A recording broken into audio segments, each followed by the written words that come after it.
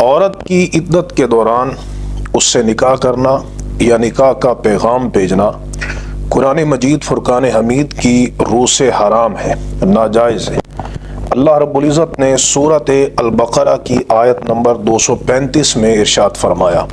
وَلَا تَعْزِمُوا عُقْدَةَ النِّكَاحِ حَتَّى يَبْلُغَ الْكِتَابُ أَجَلَهُ، ارشاد فرمایا کہ تم نکاح کی گرہ کا پختہ ارادہ نہ کرو یہاں تک کہ اس کی عدت جو ہے وہ اپنی میعاد کو پہنچ جائے۔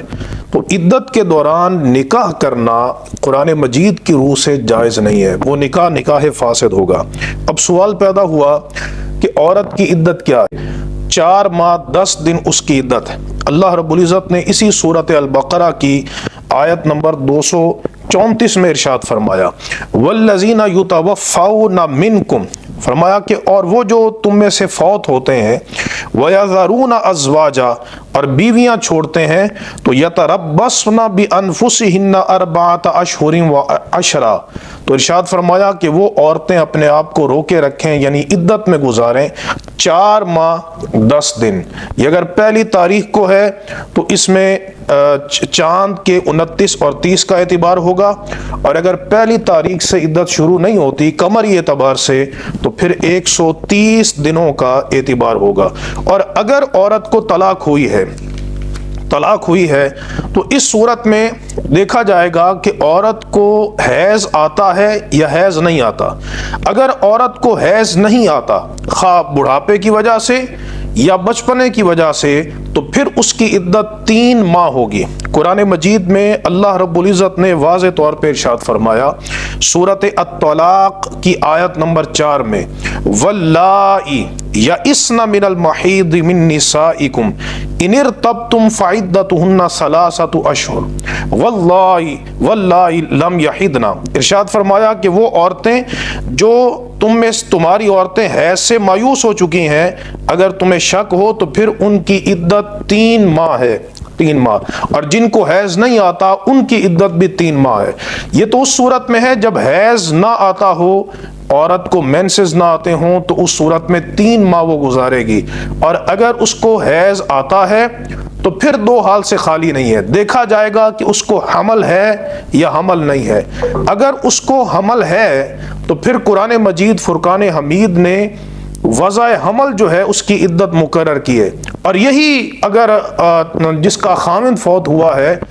اس کو بھی حمل ہے تو اس کی عدت بھی وضع حمل ہے۔ اللہ تبارک و تعالیٰ نے سورۃ الطلاق کی آیت نمبر 5 میں ارشاد فرمایا وَأُولَاتُ الْأَحْمَالِ اجلہن ان یضعن حملہن، ارشاد فرمایا کہ حمل والی جو عورتیں ہیں ان کی جو عدت ہے میعاد ہے وہ وضع حمل ہے۔ تو عورت کو حمل جب اس کا وضع ہو جائے خواہ 1 ماہ بعد یا 2 ماہ بعد یا 6 ماہ بعد یا 9 ماہ بعد تو اس وقت اس کی عدت ختم ہو جائے گی۔ اگر اس کو حمل نہیں ہے تو پھر قرآن مجید فرقان حمید میں اللہ رب العزت نے اس کی عدت 3 حیض مقرر فرمائی، 3 پیریڈ، 3 مینسز جو ہیں یہ اس کی عدت ہے۔ سورۃ البقرہ میں اللہ تبارک و تعالیٰ نے ارشاد فرمایا آیت نمبر 228 ہے، فرمایا کہ وَالْمُطَلَّقَاتُ يَتَرَبَّصْنَ بِأَنفُسِهِنَّ 3 قُرُوءٍ، کہ جو طلاق والی عورتیں ہیں وہ اپنے آپ کو 3 قر تک، 3 حیض تک روکے رکھیں، 3 حیض تک یہ ان کی عدت ہے۔ اب اس میں 3 حیضوں میں 2 طہر آئیں گے۔ احناف کے نزدیک کم از کم 2 طہرہ، 1 طہر جو ہے جو اس میں فاصل ہوگا 2 حیضوں کے مابین، تو اس میں کم از کم 15 دن کا فاصلہ ہونا ضروری ہے، تو 2 طہروں کا فاصلہ یہ 30 دن بن جائے گا، اور حیض کی کم از کم جو مدت احناف کے نزدیک ہے وہ 3 دن ہے، یعنی 3 حیض اگر 3 دن کے شمار کیے جائیں تو وہ 9 دن بنتے ہیں۔ 39 دن سے کم اگر حیض کا پیریڈ ہو تو پھر اس صورت میں عدت کا اگر پیریڈ 39 دن سے کم ہے، اس صورت میں عورت اگر نکاح کرے گی تو وہ نکاح فاسد ہوگا۔ لیکن اگر اس کا حیض 39 دن میں وہ کہتی ہے کہ وہ 3 حیض اس کے ختم ہو گئے، پیریڈ ختم ہو گئے، تو اس بارے میں عورت کا بیان جو ہے وہ معتبر ہوگا۔ یہ بات یاد رہے کہ یہ جو اس طرح کے معاملات ہیں حمل ہے، حیض ہے، اس میں چونکہ وہ خالصتاً عورت کا معاملہ ہے تو شریعت نے عورت کے بیان کو معتبر قرار دیا ہے۔ جس طرح اگلی آیت میں اللہ رب العزت نے فرمایا کہ لا یحل لہن ان یکتمن ما خلق اللہ فی ارحامہن، کہ جو اللہ نے ان کے رحموں میں پیدا کیا ہے اس کو نہ چھپائیں، یعنی اس کو بیان کریں۔ تو اگر عورت کا بیان معتبر ہی نہ ہو تو پھر اس کے بیان کرنے کی کوئی ضرورت نہیں رہ جاتی۔ تو پتہ چلا کہ جو اس کے سیکرٹ معاملات ہیں، مخفی معاملات ہیں، ان میں عورت کا بیان معتبر ہوگا۔ تو عدت 39 دن تک یہ امکان کی حد تک معتبر ہے۔ اگر 39 دن کے بعد عورت کہے کہ میری